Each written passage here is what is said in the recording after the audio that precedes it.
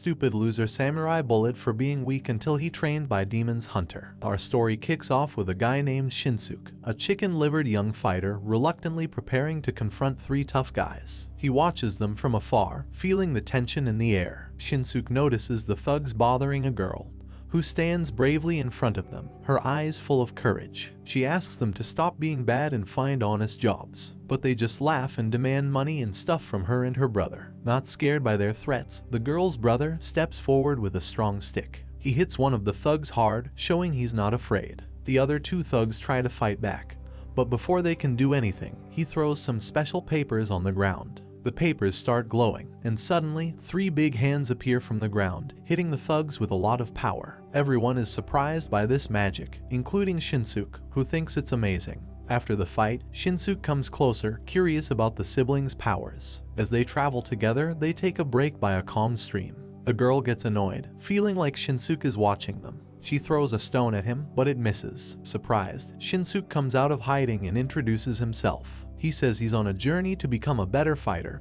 and was impressed by their fight with the thugs. Despite being unsure at first, the siblings start to trust Shinsuke. He tells them he knows where their boss is and offers to lead them there, and suggests a deal. They will explain their technique, and in return, he'll disclose the leader's whereabouts. The guy agrees. The guy, named Jinka, introduces himself as a monk called Sendu Monk, and his sister, a fox spirit named Tama. They're like siblings, and their technique involves special talismans infused with spiritual power. Shinsuke is startled by them, but Tama scares him even more by threatening him with a snake. She demands that he leads them to the bandit leader fast. Scared, Shinsuke agrees, and Tama turns the snake into a harmless branch. Sometime later, they arrive at the place where the bandits hang out. Shinsuke explains that they're the notorious Over-Helmet gang, led by a guy wearing a helmet rumored to be as strong as a demon. Tama realizes Shinsuke knows a lot about the gang and guesses he wants to become famous by capturing criminals. Shinsuke thinks it's a good plan to help him train,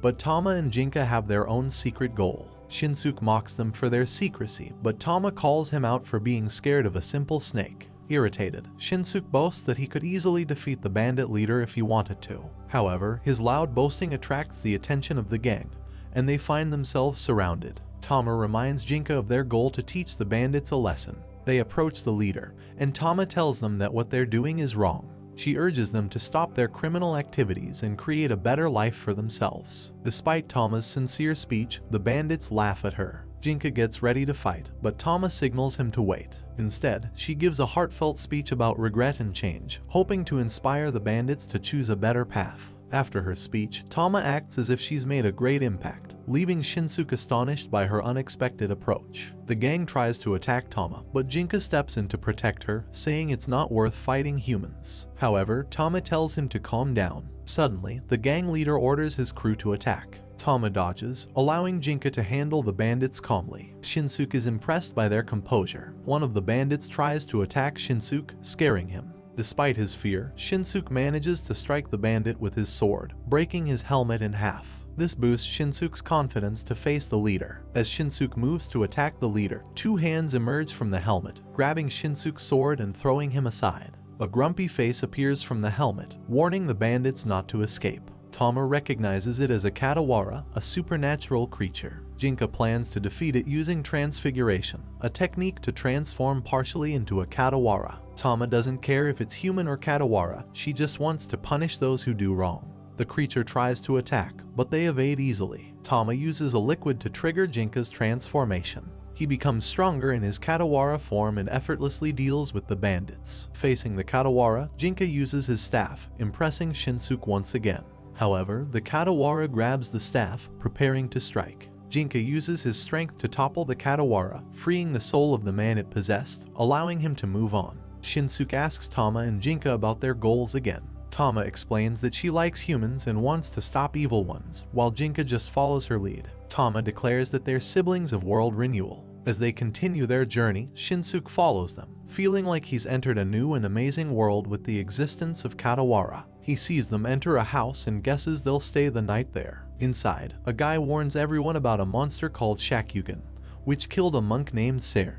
The man sketches the monster, and one of the monks recognizes it as Shakyugen. They're upset because it killed Sern, and they declare that the Dangeizu monks will handle it. Shinsuke warns Jinka that they might try to exterminate Tama if they find out she's a fox spirit. But Tama says they already know. She explains that the Dangeizu monks only kill Katawara that threaten humans, not innocent ones like her. Impressed, Shinsuke realizes they understand the situation well. Tama explains they've been around for a long time. She asks if Shinsuke plans to go for his training or help them with world renewal. Shinsuke declines the invitation, pretending he wasn't following them by coincidence. He decides to spend the night with them because it's late. Jinka gets impatient with Shinsuke, but Tama notices his determination when he tried to attack the Katawara. In the middle of the night, Shinsuke gets up to train, wanting to get stronger. He reflects on being mocked as a weak child and wonders if he can defeat monsters like the Katawara. He considers joining the Dangeizu or staying with the brothers to become stronger. Tama appears and throws Shinsuke into the water, worried he was sneaking out to steal. Jinka joins them, finding it amusing to mess with humans. Tama scolds her brother, explaining his behavior. She then acts childishly and goes to sleep, making Shinsuke think he'd learn more with the Dangeizu.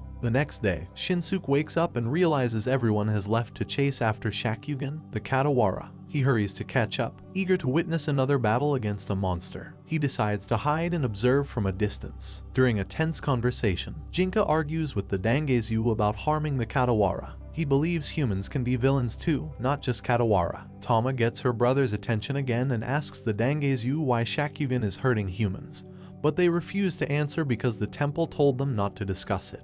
Jinka gets annoyed with all the secrecy, while Shinsuke notices that Jinka really doesn't like humans, unlike his sister who wants to make the world better. Suddenly, Shakyugen appears behind Shinsuke, scaring him with its size. One of the Dangeizu pulls Shinsuke out of the way so the others can attack. Jinka is angry to see Shinsuke spying on them again.